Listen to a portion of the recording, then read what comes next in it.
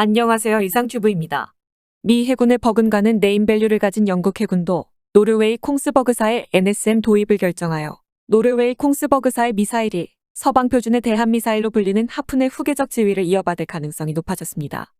영국과 프랑스는 공동으로 극초음속 미사일 개발을 추진하고 있으며 양국은 현재 운용 중인 스톰 섀도우와 이그제 큐세 및 하푼 등을 2030년경에 새로운 순항 미사일로 대체할 계획입니다.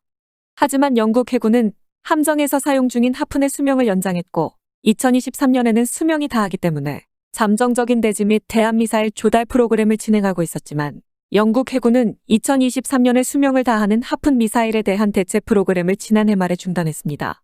영국의 토니 라다킨 해군경 대장은 더 효과적인 공격무기 도입을 위한 논의를 벌이고 있는 가운데 우리는 다른 나라와 협력해 필요한 무기를 얻을 것이다라고 말해 영국 독자적으로 하푼 미사일의 후속 미사일을 개발하지는 않을 것이라는 뉘앙스로 발언했고, 이어 영국 해군은 NSM 도입과 관련하여 노르웨이 정부와 합의했다고 밝혔습니다. 콩스버그사의 NSM은 노르웨이 해군의 프리초프 난센급 프리기탐과 세금 미사일 함정에 탑재할 대한미사일에 채택된 미사일입니다. 서방의 표준 대한미사일인 RGM-84 하푼의 중량이 부스터를 포함해 약 660kg인 반면 NSM은 이 조건에서 412kg밖에 되지 않으며 이러한 두 미사일의 중량차는 당연히 탄도에 영향을 미치기 때문에 파괴력에 큰 차이가 발생할 수도 있지만 NSM은 새롭게 개발한 새로운 신관을 갖추고 있기 때문에 탄두가 적은 만큼 착탄한 목표에 대한 파괴력이 크다는 특징이 있습니다. NSM은 작은 탄두로 목표한 수상함정에 큰 피해를 입히기 위해 가장 취약한 부분을 타격하도록 제어되어 있으며 목표별로 여러 폭발 타이밍 중 최적의 모드를 선택해 파괴력을 극대화시킬 수 있다고 합니다. 게다가 NSM은 미사일 본체의 형상이 스텔스를 고려한 설계로 되어 있어 탑재된 적외선 시커로 운용할 경우 적은 NSM이 접근하거나 착탄할 때까지 눈치채지 못하는 특성을 가지고 있습니다. 당초 NSM은 하푼이 탑재될 수 없는 소형 함정용 대한미사일로 자리매김했지만 미국의 컨스텔레이션급 프리기탐과 호주의 호바트급 구축함 그리고 스페인의 F-110 프리깃 등의 대형함까지 하푼이 아닌 NSM을 선택하면서 서방 세계의 표준 대한미사일이었던 하푼의 후계자라는 입지를 굳혀가고 있습니다. 현재 미 해군은 수상함이나 항공기에 탑재하는 대한미사일을 RGM-84 하푼에서 신형 AGM-158C 라즘으로 전환하고 있지만 라즘은 크기가 크고 가격도 390만 달러에 달할 정도로 고가여서 하푼과의 병용이 당분간은 지속될 예정입니다. 하지만 차세대 프리깃 FFG가 NSM 탑재를 선택함에 따라 향후 미 해군의 대한미사일은 라즘과 NSM으로 통일될 것으로 보입니다.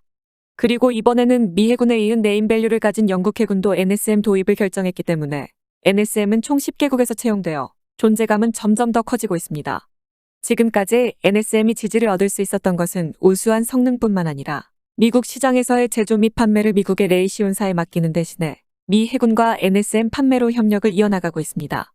또한 노르웨이는 F-35 프로그램 출자국이라는 어드밴티지를 살려 NSM의 공중발사 버전을 개발하여 발빠르게 F-35의 탑재를 추진함으로써 미국 시장이나 고객 수가 많은 F-35 프로그램에서의 확고한 지위를 확립해가고 있습니다. 즉, 미 해군의 채용이라는 가장 강력한 신용을 얻은 NSM은 우수한 성능과 결합하여 단번에 많은 나라에서 도입을 추진하고 있는 것입니다. 이처럼 F-35용 공대함 미사일이 노르웨이에서 개발될 수 있었던 것은 F-35 통합의 강한 발언권을 갖고 있기 때문입니다. 이야기는 조금 어긋나지만 F-35는 예정 발주수만도 충분히 3,000대를 넘고 있었고 F-35에 통합되는 무기도 방대한 수요가 약속되어 있기 때문에 F-35 통합에 대한 권리를 가지는 F-35 프로그램 출자국은 F-35 전용 무기 개발을 활발히 진행하고 있는 것입니다. 즉 F-35 프로그램에 출자한 국가들은 F-35의 도입 가격이나 관련 비용이 조금 비싸더라도 F-35용으로 개발한 자국의 무기나 장비가 팔리면 자국 방위 산업에 이익이 발생하기 때문에 F-35 도입에 투자한 자금이 자국 내의 산업 발전에 기여하게 된다는 의미로 해석될 수 있습니다.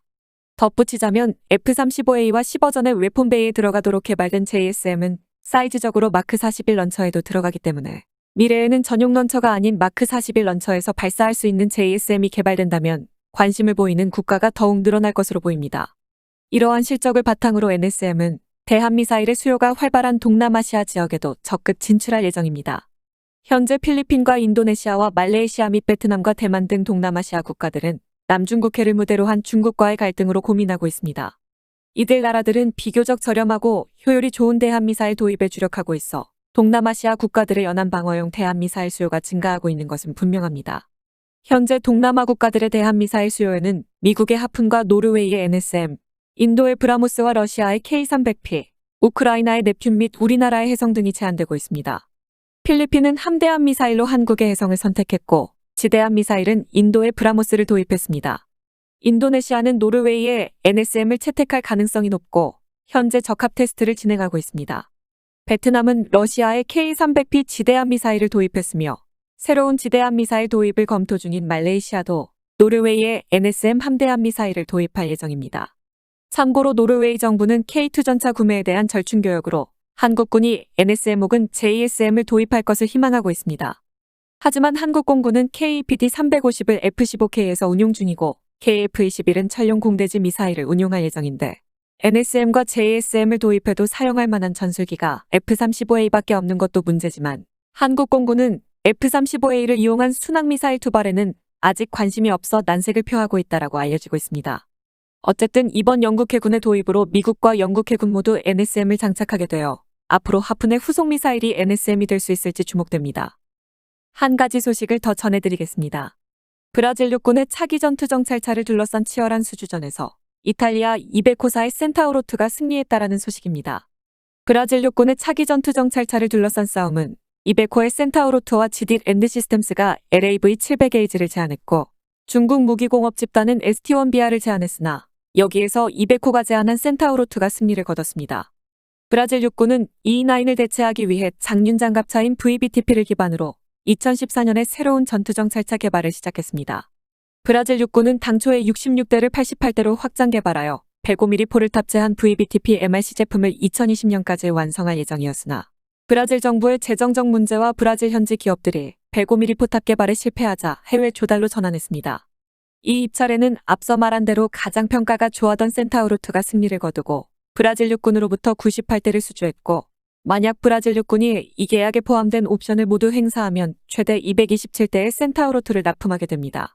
브라질 언론들은 센타우로2가 LAV-700A나 ST-1BR을 누르고 승리한 요인을 4가지로 요약했습니다. 첫 번째는 기존 모델의 개량형이 아닌 브라질 육군을 위해 개발된 모델이라는 점이며 두 번째는 120mm 포를 탑재한 유일한 모델이라는 점, 세 번째는 현재 브라질 육군이 운용하는 구아라니 역시 200호사의 장갑차여서 센타우로2와 28.5%의 부품 공통성을 유지하고 있어 운용 보수 비용에서 유리한 점을 꼽았으며 마지막인 네 번째는 센트로2의 제조 및 보수로 브라질 산업계의 참여를 높이기 위해 포탑의 브라질 현지 제조를 제안한 점을 들었습니다. 특히 세 번째와 네 번째 요인은 기존 인프라의 활용과 브라질 산업계에 대한 투자로 간주되어 센타우로2가 승리한 주요 요인이 된 것으로 보입니다. 중국은 반미 정서가 상당히 강한 남미 지역에 무기를 활발히 수출하고 있어 이번 브라질의 전투 정찰차 수주전에 ST-1BR을 참여시켜 기대감을 높였지만 고배를 마시고 말았습니다. 어쨌든 이번 수주전에서 200호사의 센타우로2가 승리하게 되어 브라질의 장갑차는 200호사의 장비들이 주를 이룰 것으로 보입니다. 이상 마치겠습니다. 시청해주셔서 고맙습니다. 이상튜브였습니다.